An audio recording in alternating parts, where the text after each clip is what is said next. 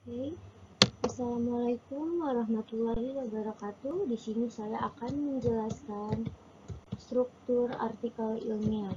Oke, lanjut ke slide berikutnya. Artikel ilmiah ini terdapat 7 susunan. Yang pertama, judul dan identitas penulis. Yang kedua, abstrak dan kata kunci. Yang ketiga, pendahuluan. Dan keempat, metode. Kelima, referensi. Keenam, kesimpulan, dan yang ketujuh adalah hasil dan diskusi. Oke, yang pertama, judul dan identitas penulis.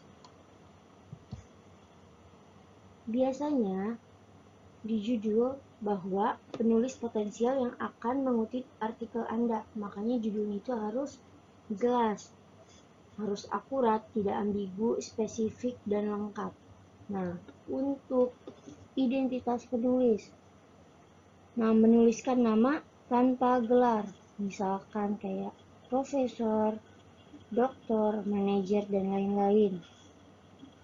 Dan jangan lupa tambahkan nama jurusan, fakultas, universitas, alamat, dan negaranya.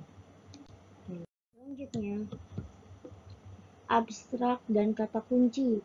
Oke, abstrak harus memberitahu calon pembaca apa yang Anda lakukan dan menyoroti temuan utama yang Anda buat di artikel kan. Abstrak harus jelas, ringkas, dan deskriptif. Abstrak ini harus memberikan pengantar singkat tentang masalah tujuan penelitian, diikuti dengan pernyataan tentang metode penulisan dan ringkasan singkat dari hasil penelitian. Abstrak biasanya tidak lebih dari 200 kata, tergantung jurnalnya ya.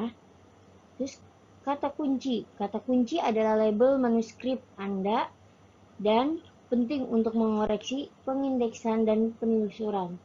Biasanya abstrak dibuat dengan dua bahasa, bahasa Indonesia dan bahasa Inggris. Oke, lanjut ya. Selanjutnya pendahuluan. Tujuan dibuatnya pendahuluan, penulis harus memberikan latar belakang yang memadai dan survei literatur yang sangat singkat untuk mencatat solusi atau metode yang ada, menunjukkan mana yang terbaik dari penelitian sebelumnya, menunjukkan batas utama dari penelitian sebelumnya, untuk menunjuk apa yang ingin Anda capai untuk memecahkan batasan, dan untuk menunjukkan manfaat ilmiah atau kebaruan makalah. Bisa lanjut. Selanjutnya adalah metode. Oke. Metode harus membuat pembaca dapat mereproduksi percobaan.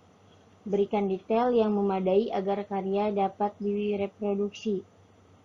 Metode yang sudah diterbitkan harus ditunjukkan dengan referensi, mau di dalam tabel ataupun diagram. Harus ada referensi dari artikel yang relevan. Oke, selanjutnya hasil dan diskusi. Oke. Hasil harus jelas dan ringkas. Hasilnya harus meringkas temuan ilmiah daripada memberikan data dengan sangat rinci. Diskusi harus mengeksplorasi pentingnya hasil penelitian, bukan mengulanginya. Gabungan bagian hasil dan diskusi seringkali sejalan. Hindari diskusi dan pengutipan secara panjang lebar tentang literatur yang diterbitkan. Dalam diskusi ini adalah bagian terpenting dari artikel Anda. Oke, di sini Anda mendapatkan kesempatan untuk menjual data Anda.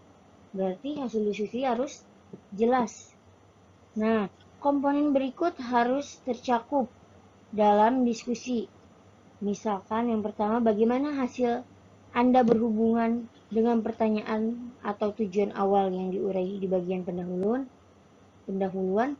Apakah Anda memberikan interpretasi secara ilmiah untuk setiap hasil dan temuan yang disajikan? Atau apakah hasil Anda konsisten dengan apa yang telah dilaporkan oleh simpatisan lain? Atau apakah Anda ada perbedaan? Selanjutnya, kesimpulan harus menjawab tujuan penelitian, menceritakan bagaimana penelitian Anda berkontribusi menambah kemajuan pengetahuan saat ini. Tanpa kesimpulan yang jelas, peninjau dan pembaca akan kesulitan menilai karya tersebut dan layak atau tidak layak dipublikasikan di jurnal. Oke, di sini di kesimpulan, jangan mengulangi abstrak atau hanya mencantumkan hasil eksperimen yang Anda lakukan. Selanjutnya, daftar pustaka. Untuk daftar pustaka, biasanya menggunakan aplikasi Mendeley. Aplikasi Mendeley itu sangat berguna untuk yang ingin menyusun tesis dan skripsi. Nah, bisa dilihat ini contohnya, ini sudah menggunakan aplikasi Mendeley. Jadi kita tidak perlu capek-capek masukin nama pengarang, judul, tahun terbit, penerbit, terus doi-nya. Nah, di sini menggunakan aplikasi Mendeley langsung muncul jika kita klik di Microsoft Word-nya yang sudah terhubung dengan aplikasi Mendeley. Oke, cukup sekian dari saya. Kurang lebihnya mohon maaf. Wassalamualaikum warahmatullahi wabarakatuh. Semoga dapat dipahami.